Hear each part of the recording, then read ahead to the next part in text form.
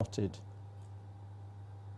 So it's very serious. I sometimes hate talking about the subjects I'm talking about because I'd much rather make you laugh. I hope I will at some stage. But I have a job to do, and the job's to tell you the truth.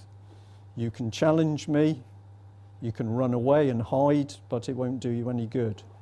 What we've got to do is rebel. We've got to stop it happening. So we're going to go down into a hole, and then I'm going to bring you up the other side to say what can be done. I'll come back to these at any time for you, but these are some of the websites that we've got. This is the one for the newspaper, the UK column. Mike has done all the work on these sites. This one is the British Constitution group, which is saying we need to teach people that not only do we have a constitution, but we need to protect it. How can I prove to you very easily that we've got a constitution? It's simple. All of the Commonwealth countries have got a constitution based on our constitution. That's a simple fact. So we must have a constitution for them to have done that. But Gordon Brown and the Labour Party, and also Mr Cameron, who's an equal deceiver, are trying to say that we don't have a constitution. So this group, this initiative, which is growing very quickly, is to actually prove to people not only have we got a constitution, we need to use it. And this is the other part. It's no good being passive. We've got to get out there and do things. And we came up with the concept of lawful rebellion, because that is a lawful statement. If the government isn't doing what it should do, you have the lawful right to rebel. But that doesn't mean violence. It means that you are going to say, no, we're not having what you're offering, and we're going to take power away from you. So those websites we'll call up at any time you need them. Now this cartoon I've used a lot, and I haven't got anything better. It works every time. And I can also say that this was provided by another member of the Marlborough community who commissioned it for me. Something's wrong, isn't it? If I say to you as an audience, how many of you think that something is wrong in this country at the moment? Can you put your hands up if you think I'm right?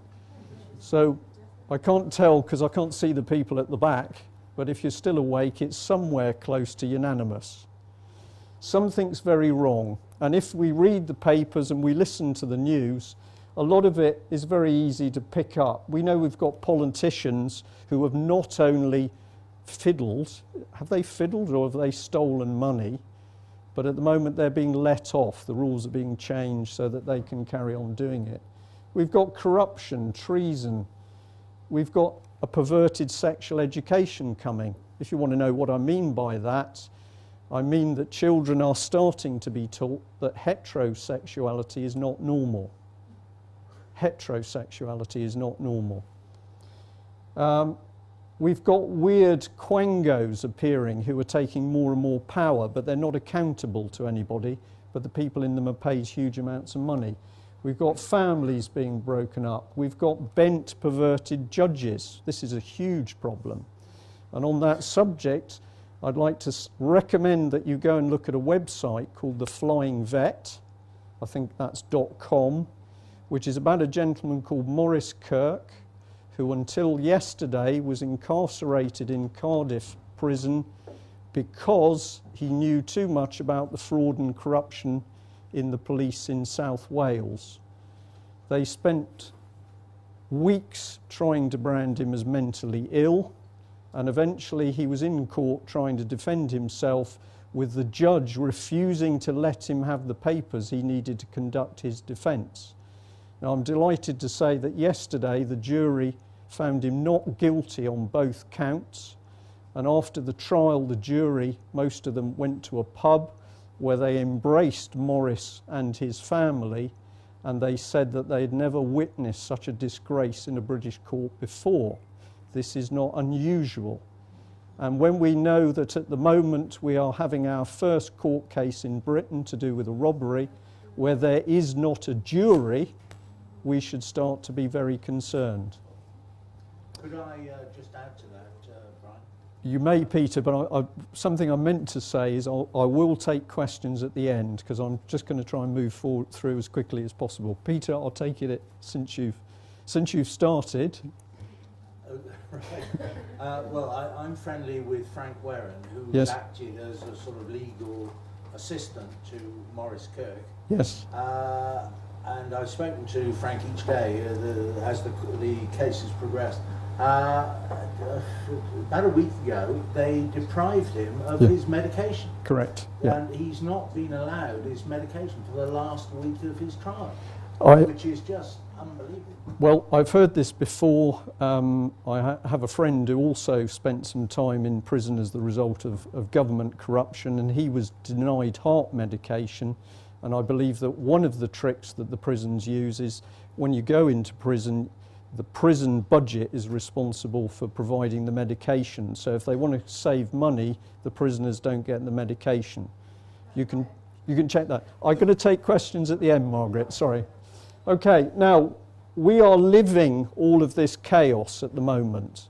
If you listen to what comes up on the news, on the radio or the TV or what's in the paper, it's becoming obvious that the country is starting to break down. Things don't work, people are confused, there's constant change and disruption.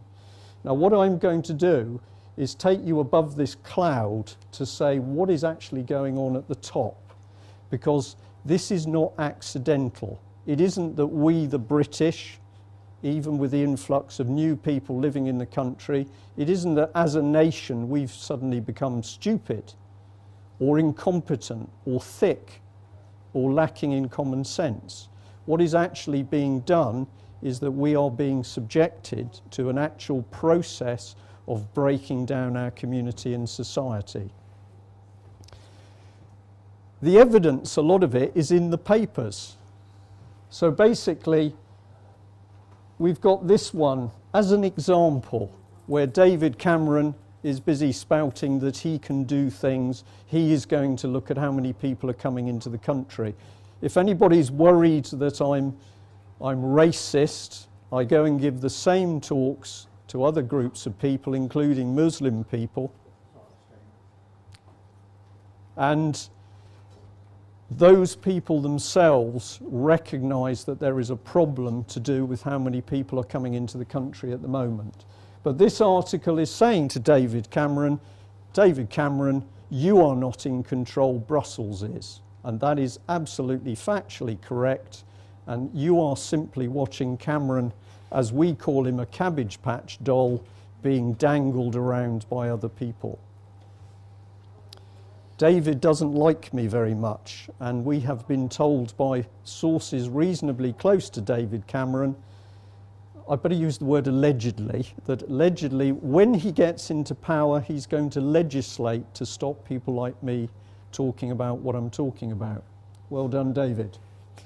So this is the Mail on Sunday, and this man's got it about right, because he's starting to warn people that we're seeing communists come out of the woodwork in the European Union. And this paragraph over here specifically starts talking about communists out of the old Soviet Eastern Bloc countries that are now beginning to appear in the European judicial system.